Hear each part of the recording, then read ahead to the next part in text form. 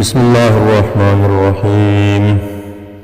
عن الضحاك قال رأى أبو بكر الصديق طيرا واقفا على شجرة فقال طوبى لك يا طير والله لوددت أني كنت مثلك تقع على الشجر وتأكل من الثمر ثم تطير وليس عليك حساب ولا عذاب والله لوددت أني كنت شجرة إلى جانب الطريق مر علي جمل فأخذني فأدخلني فاه فلاكني ثم ازدردني ثم أخرجني بارا ولم أكن بشرا.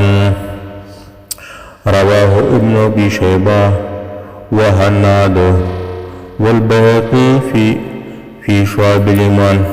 قدرمون اوریدونکو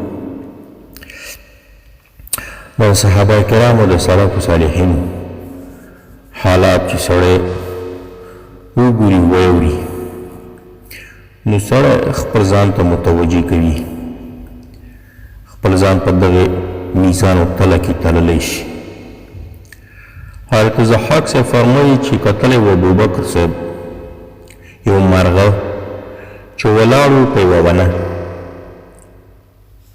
نو اول ابو بکر صاحب رضی اللہ تعالی عنہ طوبی لک خو حالت ته تا دپاره یا طیرو اے مرغه والله لوددت. ابو بکر صدیق صاحب فرمایي قسم په الله چې زه خوښه ګڼم انی کنت مثلک چې زه ستا غوندې یو مرغه وای تقع علی شجرې ته کینې په ونه او خوراک کوي له میوې څخه بیا الوزی وليس عليك حساب ولا عذاب، پتا باندې نه حساب شته او نه عذاب شته. نو زه دا خوښوم چې ستا غوندې یو مرغه وای چې نه باندې حساب وای نه باندې عذاب. والله لوددت قسم په الله چې زه خوښه ګڼم. ابوبکر صدیق صاحب فرمایي خلیفه اول چې انی کنت شجرة زه خوښه ګڼم چې ونه وای ونه الى جانب الطریق څنګ او سید او غاړې د یوې لارې ته مر علی جملون چې تېرېدی تېر شوی په ما باندې اوښ فاخذني نو رانیولی وی زه فادخلني فاه او داخل کړی وی زه نو راویستی وی زه په خوله کې فلاکني بیا یې جویلی وی زه ثم ازدردني بیا تیر کړی وی زه ثم اخرجني بیا رایستلی وی زه د خېټې نه بارن په شکل د پچې کې ولم اکن بشرا او چې نه وی زه انسان نه وی.